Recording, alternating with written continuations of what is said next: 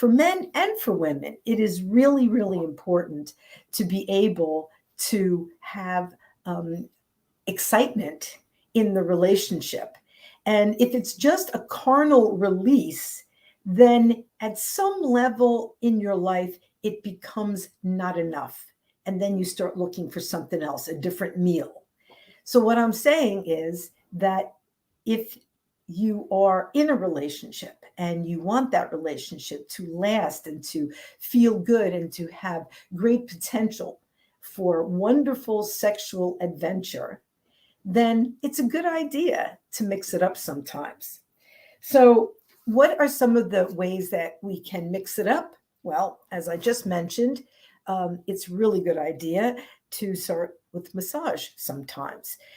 Massage doesn't always have to end in having sex, but once you have touched someone in a different way, it feels like a whole different experience. Plus, you get to experiment with touches, with discovering erogenous zones that maybe you just didn't even realize were there before, and having the conversation or at least the sounds of appreciation for what you are doing.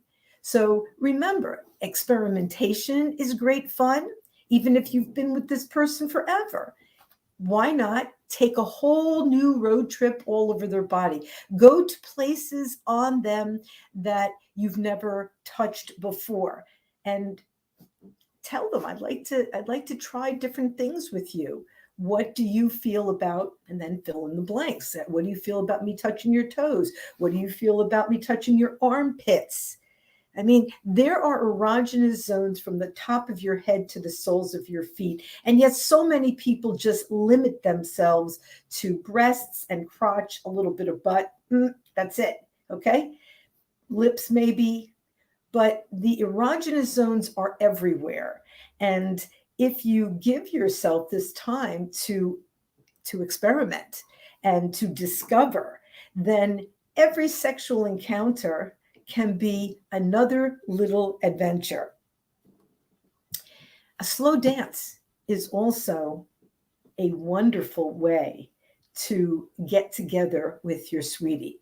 Being able to move as one with them to a song, music, a beat that you both appreciate is a communion of energies, and is a wonderful way to breathe in your lover's scent and have them breathe in yours.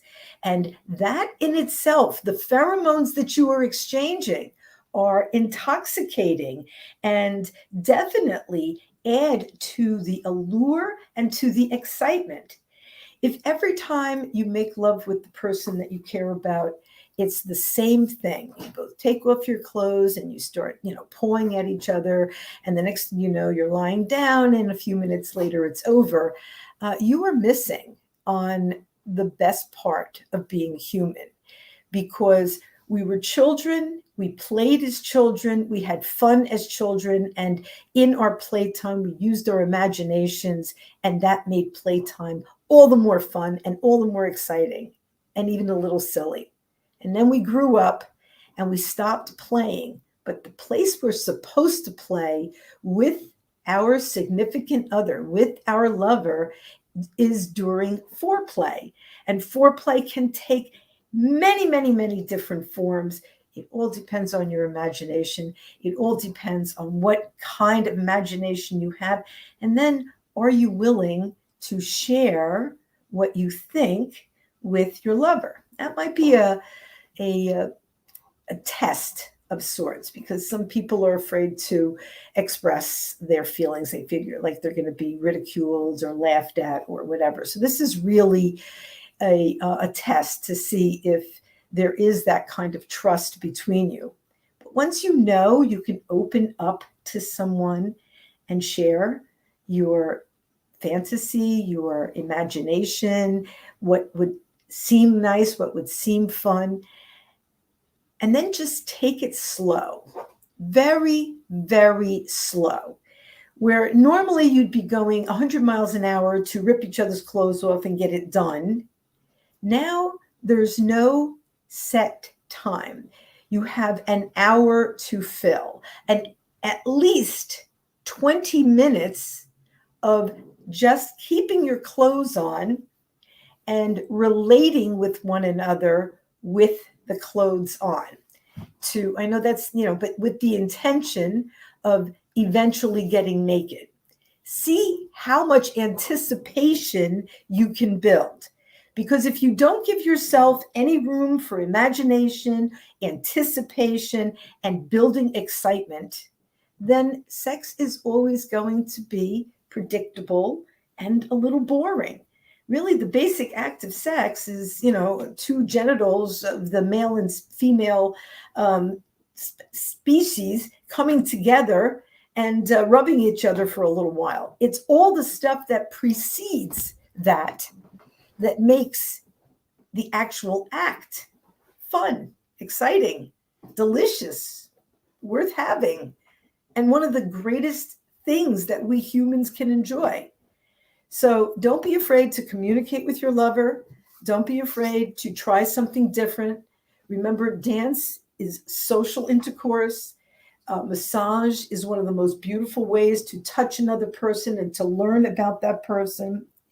And when all is said and done, don't be afraid of adult toys.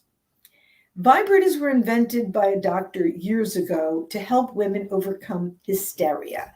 They didn't have the time to stimulate her clitoris for too long, and she was wanting of orgasm, so they called it hysteria. And then the doctor invented the vibrator to do that job faster for him. Now, vibrators have evolved from this clunky, one speed, plug it in, too intense thing that he invented back in the day to so many different shapes and sizes and materials. And they are recommended by sex therapists for people who have never achieved an orgasm or for women who have difficulty achieving orgasm. Don't be afraid of them. You're not afraid of your blender. You use that to make food. Well, this is a different kind of recipe, and you need a couple of tools sometimes to whip things up, to make things a little different.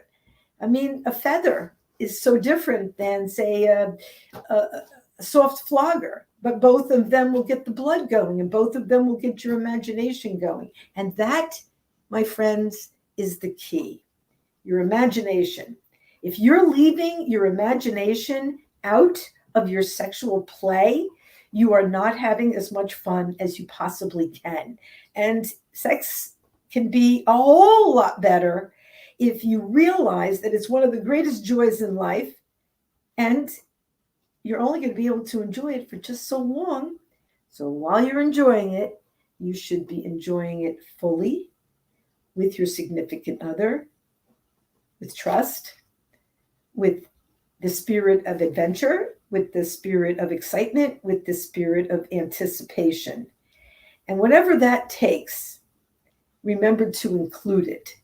Because as soon as you allow yourself to start treating it as if it's a routine, well, it's Friday night, I guess we're going to have sex. It's very boring. And when it's boring, your mind has to be excited. Now, you might ejaculate, the male might ejaculate, the female, less than 50% of women actually have orgasm regularly. And that's probably why, because they're not giving themselves a chance to get excited, or they're not given the chance to get excited. If it means anything to you, sex, your relationship, your foreplay, and your sexual foundation are all habits that you've established. When you look at them, when you examine them, and when you see what they're doing that might be hindering you from having the greatest sexual adventure, then you can make changes. Don't be afraid to make changes. You don't want to eat the same hamburger for the rest of your life, even though you love hamburger. You're going to want to put a little cheese on there, maybe some chili. And it's the same thing with your sweetie. I'm not saying put chili on your sweetie, but hey, there are lickables out there that make the body taste like a completely different dessert. And why not? Who's it hurting? Nobody. It's fun. It's exciting. It adds a sense of adventure and desire to the wanting to consume and enjoy the delights of the person in front of you. Okay? And that's how you have to see the person in front of you. They're a delightful dish of erotic possibility for you to enjoy. And you are that for them. And only if you take your time, add a little bit of imagination and some good communication, will you create that kind of a sexual experience. It's not something that's taught anywhere, but it's something that's absolutely necessary. People think that they get their best cues about what sex is from porn. They're not getting any kind of cues from porn except wrong ones. Nobody is instantly hot like they are in porn, okay? It takes time to build sexual tension. It takes time to build a sexual heat. And if you're not going to give it at least 15 to 20 minutes of time, whack off and call it a day, because sexuality, sexual pleasure takes time. And if you want it to be with the same person for the distance, it takes imagination.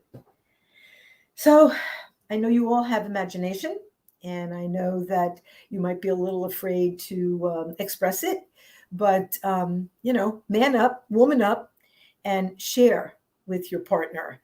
And you'll be surprised that maybe there are things that you want to do that they want to do, and discuss it and then try it. Okay? Sex is the best thing that happens for human beings, and it is only because we have shamed it that we find it embarrassing to keep it spicy and hot and sexy. It's the good thing that happens between adults. It's not something that's for people who are considerably younger, children in your care. It's not for them. It's for adults who know what they're doing and who want the best for the other, not the best for themselves, because that's what great sex is about too, giving to each other.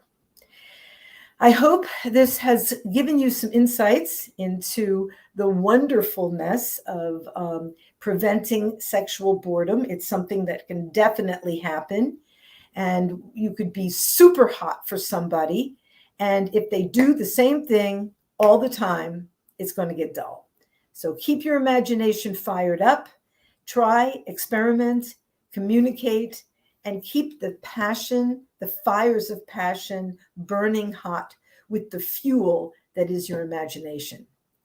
If you have any questions, I would love to answer them.